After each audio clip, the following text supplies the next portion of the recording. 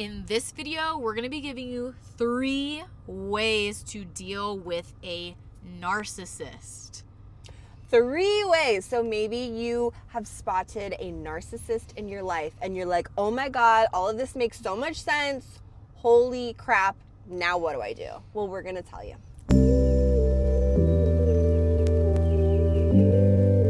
If you're new here, my name is Jessie. And my name is B. My beautiful wife, B. And welcome to our channel. We're so grateful that you're here. If you're returning, thank you so much for the support. We're so grateful that you're here to witness us and for us to witness you. Yes. So, without further ado, we're going to get right into it. So, B. First thing. Number one, and probably the most important one. Set firm boundaries with these narcissists in your life. Otherwise, they will suck your soul. They will siphon your energy.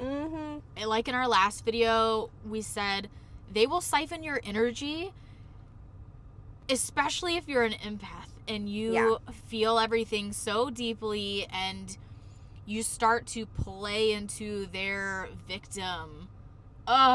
Their victim mentality. And if you're not so great with boundaries, we also have a video for that. That's going to be linked below in the description box. Little ways to help you start setting boundaries and not feeding into their narratives. Exactly.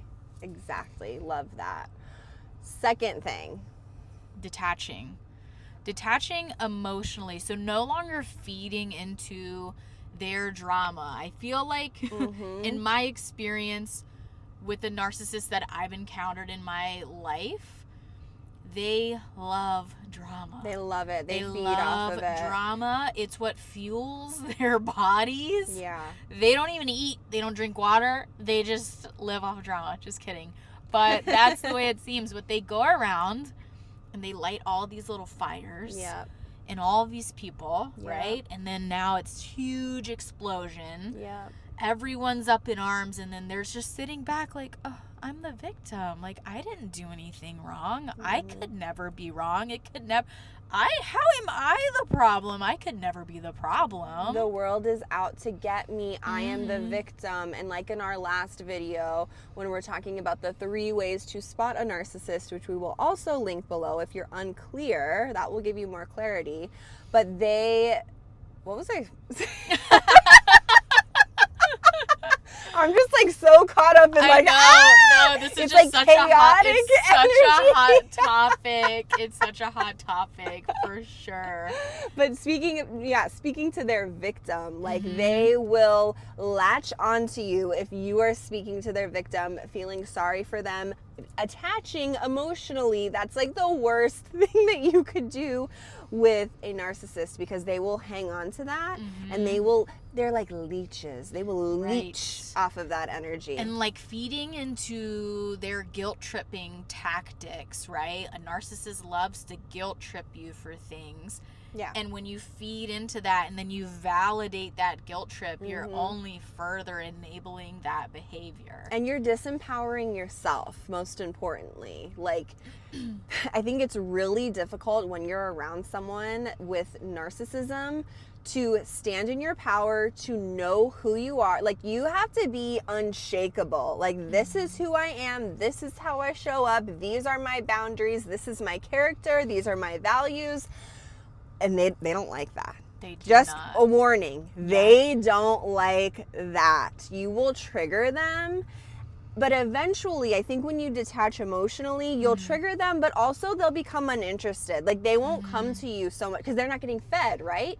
You got to cut them off. You got to cut them off. They're going to stop feeding them. Stop feeding them, because when you stop feeding them, they're just going to bounce to somebody else. Who else can I find that's going to feed into this shit? It's not your problem anymore. You don't got to worry about it. You don't got to worry about it. Or you send this video to that person who they're now feeding off of. Okay, number 3. Put yourself first. And if that means cutting this person off completely, or maybe it's just for a period of time, right? Maybe you have discovered all of these things like, oh, wow, you're putting the pieces together like, yeah, this relationship is not serving me anymore, and I see through this person and I can no longer enable this behavior, I'm going to choose to take a step back, protect my peace, because my peace is so much more important, right? So choosing yourself is so powerful, and it's definitely a way to deal with a narcissist. Absolutely. In my personal experience, I'm not saying this is true for everyone, but cutting those people out of my life has been the most effective, most important thing, because yes, it was to preserve my peace. Like, even after I had like broken up with my ex, and even broken up with my ex, there's been some other narcissists, but we won't go into that. There was still like lingering conversations. You know, when you break up with someone, when you split, it's not always like so clean and simple and easy, especially if it's a long-term relationship. So of course there's like things that are still intertwined, and you want to like, you know, loosen it, and it's so hard to do that with a narcissist. It can be, because I was doing all the right things. I was setting my boundaries. I was saying, we can talk about this, we can't talk about that, this is okay for me, this isn't okay for me. They don't care.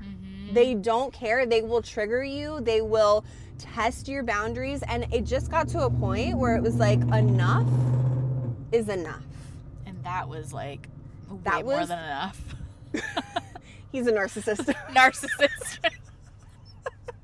Just kidding. He's probably a really nice guy. JK. Not really. Okay, so anyways. It's okay to put yourself first. It's okay to preserve and protect your peace, your serenity, your calm.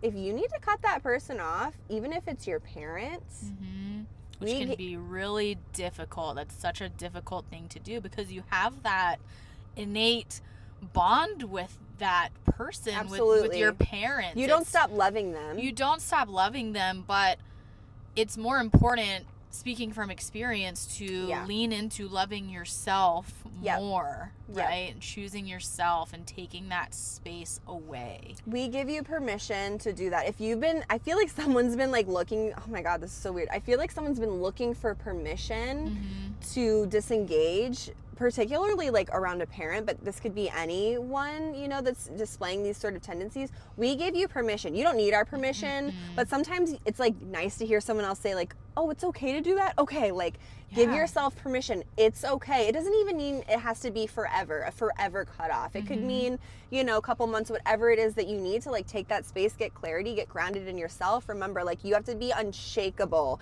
in order to deal with these kinds of people, I think, effectively. So get your power back, get your confidence back, be unshakable, and then go back into the relationship, set those firm boundaries, and see what happens. See how it plays out. See what happens. See if it's, and again, you could go revisit that relationship and it's still, and you can still take that step back again. You don't have to re-engage just because you come back into it, right?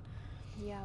So, and I also, you were saying something like, let us know in the comments if you're on the other side of a relationship, it's fresh. Like B said, sometimes there's some just residual things that have to be cleaned up a little bit from your past relationship. And if you're having trouble setting boundaries, like I said, we're gonna have that video linked in this video, and let us know in the comments, like, what has that journey been like for you? And maybe watching this video has ignited something in you and you're like, oh wow, I'm getting it now. Like, let us know if that's you. Yeah, we would love to witness you in your stories as you witness us in our stories. Remember, take what you need, leave the rest, and most importantly, go love yourself. Go love yourself, choose yourself, and cut these narcissists off. Cut them out.